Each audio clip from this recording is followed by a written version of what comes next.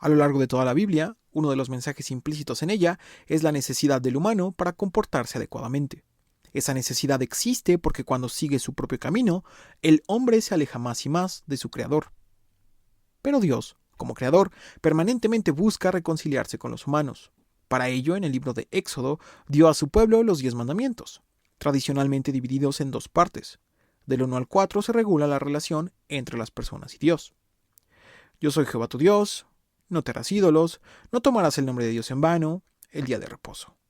Y del 5 al 10 regulan la relación entre humanos. Honra a tu padre y a tu madre, no matarás, no cometerás adulterio, no robarás, no darás falso testimonio y no codiciarás.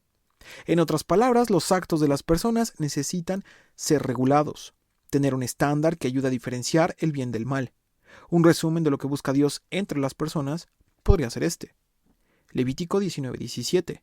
No aborrecerás a tu hermano en tu corazón, razonarás con tu prójimo, para que no participes de su pecado. No te vengarás ni guardarás rencor a los hijos de tu pueblo, sino amarás a tu prójimo como a ti mismo. Yo, Jehová. Eventualmente, esta idea que resume toda la ley en un solo mandamiento viajará desde los tiempos de Moisés hasta Jesús y al apóstol Pablo, al final de la Biblia. Romanos 13:8. No debáis a nadie nada, sino el amaros unos a otros, porque el que ama al prójimo ha cumplido la ley. Porque no adulterarás, no matarás, no hurtarás, no dirás falso testimonio, no codiciarás, y cualquier otro mandamiento en esta sentencia se resume. Amarás a tu prójimo como a ti mismo. El amor no hace mal al prójimo, así que el cumplimiento de la ley es el amor. Y aunque parezca ridículo, el amor entre las personas haría inútil cualquier ley. Amar a las personas como a uno mismo evitaría prácticamente cualquier disputa.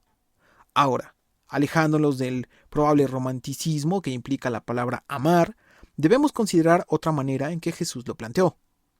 Mateo 7:12. Así que, todas las cosas que queráis que los hombres hagan con vosotros, así también haced vosotros con ellos, porque esto es la ley y los profetas. Tratar a los demás de la manera en que nos gustaría ser tratados es la otra forma en que se resume la ley. No tiene sentido hablar, por ejemplo, de regular o castigar delitos como el robo, peleas o asesinatos, si actuando bajo el principio de hacer lo que nos gustaría que nos hicieran, existiera.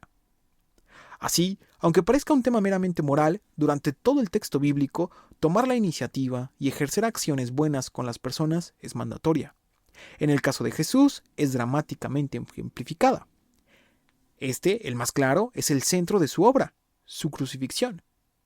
El sentido de hacer el bien a los demás por iniciativa propia, siguiendo la indicación de tratar como nos gustaría ser tratados, es un mandamiento presente en la cultura judía desde su mero inicio.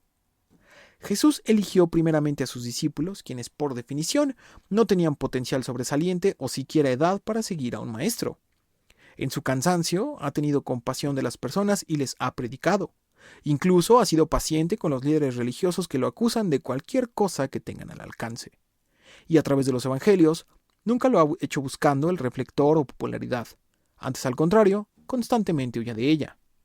Jesús vive todos los días el mandamiento de Jehová. Levítico 19:18. No te vengarás ni guardarás rencor a los hijos de tu pueblo, sino amarás a tu prójimo como a ti mismo. Yo, Jehová.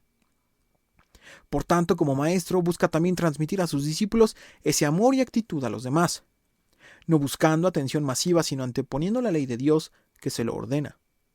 Con todo lo anterior, Jesús y sus discípulos vuelven de su viaje a Capernaum, ciudad donde mayormente concentrará todo su trabajo.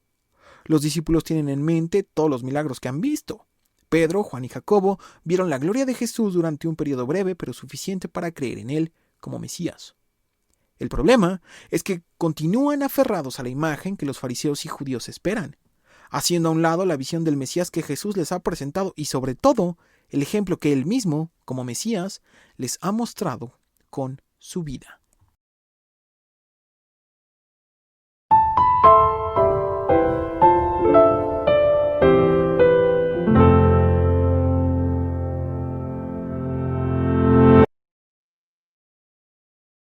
Marcos 9:33.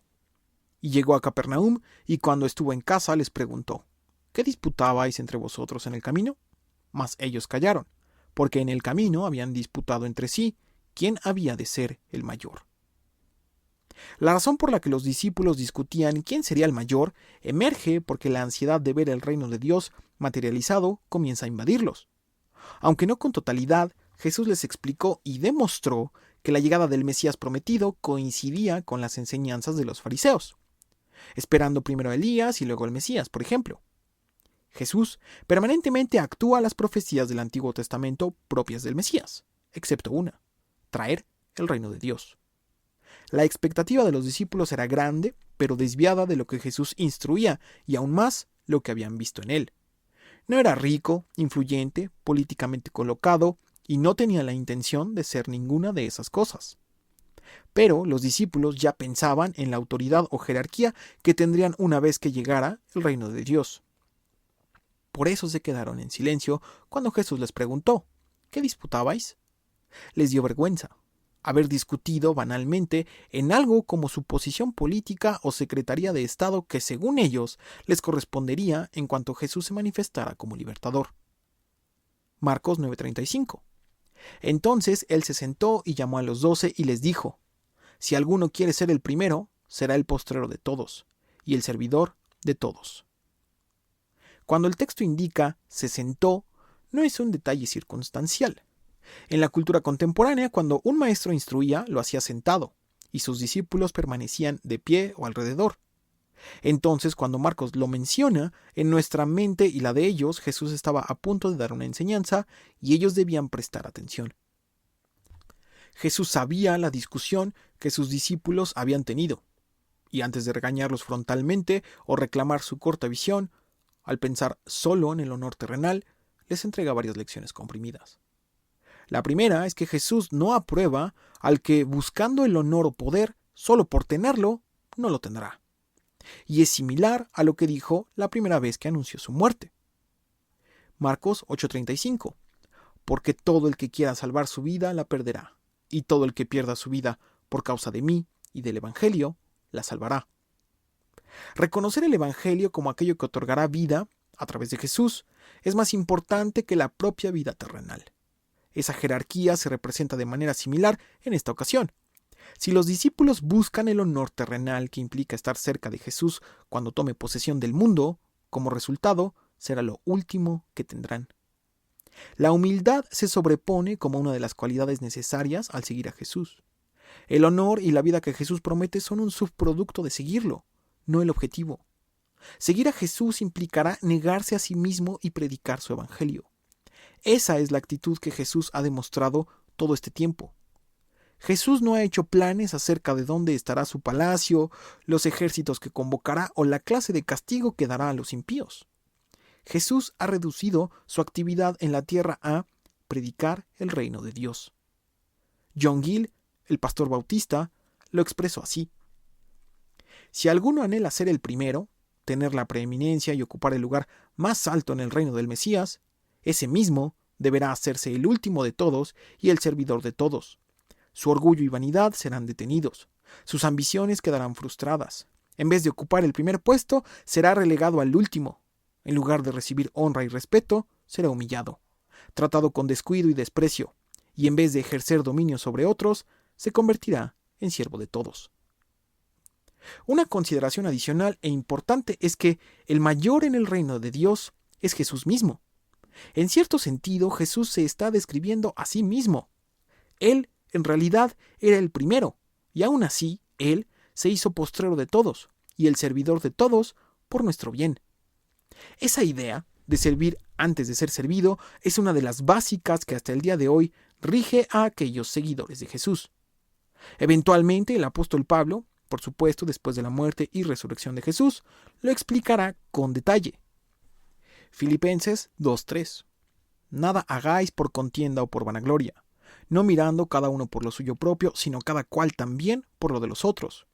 Haya, pues, en vosotros este sentir que hubo también en Cristo Jesús, el cual, siendo en forma de Dios, no estimó el ser igual a Dios como cosa a que aferrarse, sino que se despojó a sí mismo, tomando forma de siervo, hecho semejante a los hombres, y estando en la condición de hombre, se humilló a sí mismo, haciéndose obediente hasta la muerte y muerte de cruz. por lo cual Dios también le exaltó hasta lo sumo y le dio un nombre que es sobre todo nombre, para que en el nombre de Jesús se doble toda rodilla, y de los que están en los cielos y en la tierra y debajo de la tierra, y toda lengua confiese que Jesús es el Señor, para gloria de Dios Padre. Aunque no lo pareciera, las palabras de Jesús serán parte imprescindible de los fundamentos del servicio a Dios, ejemplificado primero por Él, y dando también a sus discípulos la responsabilidad de imitarlo. Por eso Pablo escribió, antes bien con humildad, estimando cada uno a los demás como superiores a él mismo. Marcos 9:36. Y tomó a un niño y lo puso en medio de ellos, y tomándole en sus brazos les dijo, el que reciba en mi nombre a un niño como este, me recibe a mí, y el que a mí me recibe, no me recibe a mí, sino al que me envió. La segunda lección está en el contexto. En la antigüedad los niños eran hasta cierto punto una propiedad, destinados a ser vistos, pero no escuchados. Los niños no representan una amenaza. Así, Jesús busca evocar y reconocer la humildad e inocencia de los niños. No es que abogara por los derechos infantiles, sino tomaba el ejemplo en actitud de los niños. Mateo, quien también narra esta historia, la plantea así. Mateo 18:3. Y dijo, de cierto os digo que si no os volvéis y os hacéis como niños, no entraréis en el reino de los cielos. Así que, cualquiera que se humille como este niño, ese es el mayor en el reino de los cielos. Y cualquiera que reciba en mi nombre a un niño como este, a mí me recibe. La palabra humille utilizada también puede traducirse como humilde, haciendo hincapié en que los niños no se humillan, sino que son en lo general humildes, sin perversión o intenciones ocultas. Ambos casos coinciden en la esencia que es, cualquiera que reciba en mi nombre a un niño como este, a mí me recibe. También en Mateo se amplía el camino peligroso que los discípulos estaban tomando, al discutir y especular quién tendría el honor en el reino de Dios, y en ese camino estarían alejándose de él. Por eso dice, si no os volvéis y os hacéis como niños, no entraréis en el reino de los cielos. El resumen es, buscar exclusivamente honor y reconocimiento terrenal no solo implicará humillación, sino también exclusión de la vida eterna. Jesús añade que recibirlo a Él es recibir a aquel que lo envió, esto es al Padre. No solo en el sentido alegórico, sino literal. Jesús también es Dios. Juan 12:44. Jesús clamó y dijo, el que cree en mí, no cree en mí, sino en el que me envió, y el que me ve, ve al que me envió. Por supuesto, tal idea es una cuya elaboración requiere mucho más tiempo y dedicación del que los discípulos podían dar en el momento que lo escucharon. Marcos 9:38. Juan le respondió diciendo, Maestro, hemos visto a uno que en tu nombre echaba fuera demonios, pero él no nos sigue, y se lo prohibimos, porque no nos seguía. Jesús incluyó en su discurso, el que reciba en mi nombre a un niño como este, me recibe a mí. Así que cuando Juan dice, hemos visto a uno que en tu nombre echaba fuera demonios, sin duda, es la continuación de su conversación. Algo así como, oye Jesús, hablando de tu nombre hicimos algo y queremos preguntarte si hicimos bien. El asunto no es menor, puesto que esa persona a la que se refieren evidentemente no era uno de los 12 discípulos de Jesús, puesto que Juan lo excluye de ese grupo al decir, no nos seguía. Y aquella persona, efectivamente, había creído en Jesús, y aunque no estuviera con ellos, es un hecho que había escuchado las enseñanzas de Jesús, y en ese sentido eran todos compañeros. La fe de aquel hombre era efectiva, pues no solo actuaba en nombre de Jesús a la ligera, realmente las personas eran liberadas de demonios. Es inevitable relacionar este evento, del hombre desconocido, por así decirlo, que podía liberar demonios en nombre de Jesús, con el evento pasado en el que los discípulos no pudieron liberar al muchacho lunático, sino hasta que Jesús bajó del monte. Por ese lado, podríamos presumir que los discípulos tenían frustración. Si ellos, estando todo el tiempo cerca del Maestro, en ese caso presentado, no pudieron liberar al muchacho, ¿por qué este hombre, que no lo sigue, sí puede? La respuesta de Jesús es fascinante. Marcos 9:39. Pero Jesús dijo, no se lo prohibáis, porque ninguno hay que haga milagro en mi nombre que luego pueda decir mal de mí. porque el que no es contra nosotros, por nosotros es. Esta sería una variación de otra frase de Jesús: por sus frutos los conoceréis.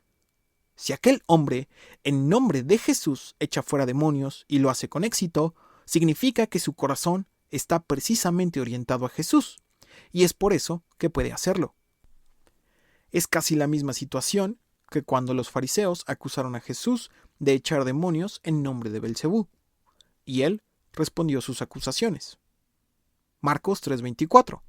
Si un reino está dividido contra sí mismo, tal reino no puede permanecer. Y si una casa está dividida contra sí misma, tal casa no puede permanecer. En palabras sencillas, si aquel hombre utilizara indiscriminadamente y sin respeto el nombre de Jesús, o lo hiciera en colusión con Satanás, sencillamente el hombre no podría echar fuera a los demonios. Al no ser así, en automático lo convertía en un compañero de batalla. Y era precisamente el resultado que buscaba Jesús al predicar el Evangelio. La intención era ganar almas para Dios, traer gente al arrepentimiento y que en conjunto esas personas pudieran traer a otras. Marcos 9:41. Y cualquiera que os diere un vaso de agua en mi nombre, porque sois de Cristo, de cierto os digo que no perderá su recompensa. La instrucción de unidad por parte de Jesús es clara. Cuando llamó a sus discípulos a ser pescadores de hombres, no era una actividad exclusiva ni pandillera. Jesús esperaba de todos aquellos que creyeran en él, se convirtieran igualmente en pescadores de hombres. De otra manera, la labor de los 12 discípulos se vería limitada. El evento se conecta con el ejemplo previo de los niños, en el que recibir a Jesús es también recibir a aquel que lo envió. El Evangelio de Mateo expande esta idea aún más, no solo implicando responsabilidad a los discípulos, sino a quienes luego los recibieran. Mateo 10:40. El que a vosotros recibe, a mí me recibe, y el que me recibe a mí, recibe al que me envió. El que recibe a un profeta por cuanto es profeta, recompensa de profeta recibirá. Y el que recibe a un justo, por cuanto es justo, recompensa de justo recibirá. Y cualquiera que dé a uno de estos pequeñitos un vaso de agua fría, solamente, por cuanto es discípulo, de cierto os digo, que no perderá su recompensa. La importancia no es lo grande del favor o del regalo, es la disposición con que la acción se realiza. Y es una reiteración de otra enseñanza de Jesús. Más bienaventurado es dar que recibir. Seguir a Jesús requiere disposición, humildad y unidad indiscutiblemente. Y además, responsabilidad. Marcos 9:48. Cualquiera que haga tropezar a uno de estos pequeñitos que creen en mí, mejor le fuera si se le atase una piedra de molino al cuello y se le arrojase en el mar. Así como un vaso de agua sería recordado, provocar el tropiezo también. En el contexto es ambiguo o cuando menos poco claro a qué se puede referir Jesús, pero siguiendo el hilo de la conversación previa, el tema central ha sido recibir o actuar hacia aquellos que también creen y predican a Jesús como Mesías. Por tanto, hacer tropezar sería lo opuesto. En términos amplios, que viendo la necesidad o escasez de algún otro seguidor de Jesús, se ignore o evite ayudar. También que con mala intención se busque su mal. Santiago, muchos años después, también hablará acerca de este asunto. Santiago 4:17. Y al que sabe hacer lo bueno y no lo hace, le es pecado. Lo que comenzó como una conversación superficial entre los discípulos, especular quién sería el mayor en el reino de Dios, se convirtió rápidamente en varias enseñanzas importantes de Jesús. Recalca fuertemente la necesidad de servir antes de ser servido, de evitar la búsqueda del honor terrenal sobre la instrucción importante, que es predicar el Evangelio. Y aún más, la humildad es necesaria para entrar al reino de Dios, y no practicarla impedirá a quien sea su acceso. El llamado de atención no fue drástico o severo. Jesús reorienta la atención de sus discípulos para que pongan sus ojos en aquello que importa. Y es que Él, siendo Hijo de Dios, no busca honor terrenal o riqueza, busca predicar el Evangelio. Así, todo aquel que crea en Él debe buscar lo mismo. Mateo 6:19. No os hagáis tesoros en la tierra, donde la polilla y el orín corrompen, y donde ladrones minan y hurtan, sino haceos tesoros en el cielo, donde ni la polilla ni el orín corrompen, y donde ladrones no minan ni hurtan, porque donde esté vuestro tesoro, allí estará también vuestro corazón. Jesús lo dijo. Predicar el Evangelio puede llevar a la muerte, y en el análisis final, la predicación del Evangelio de Jesús, con seguridad, tomó la vida de todos sus discípulos, incluso de manera violenta, salvo por Juan. Jesús constantemente ha prevenido de esto a sus discípulos. Mateo 5:11. Bienaventurados sois cuando por mi causa os vituperen y os persigan, y digan toda clase de mal contra vosotros mintiendo. Gozaos y alegraos, porque vuestro galardón es grande en los cielos, porque así persiguieron los profetas que fueron antes de vosotros. El galardón no es terrenal. La recompensa de seguir a Jesús no provoca riqueza o autoridad entre gobernantes e influyentes. Aunque viéndolo maliciosamente parezca un llamado al fanatismo, no lo es. Si fuera fanatismo, con el tiempo se diluiría y se perdería dentro de los miles de movimientos políticos y de propaganda que han surgido a través del tiempo. Uno de los argumentos más fuertes para esto es que los discípulos no solo creyeron en Jesús, lo vieron morir y resucitar. Eso último les dio la evidencia necesaria para saber y entregar su vida a que el Jesús a quien habían seguido era el Hijo de Dios, el Mesías prometido, que su labor no era en vano y que la recompensa, el galardón, estaría en los cielos. Apocalipsis 22:12. He aquí yo vengo pronto, y mi galardón conmigo, para recompensar a cada uno según sea su obra. Yo soy el Alfa y la Omega, el principio y el fin, el primero y el último.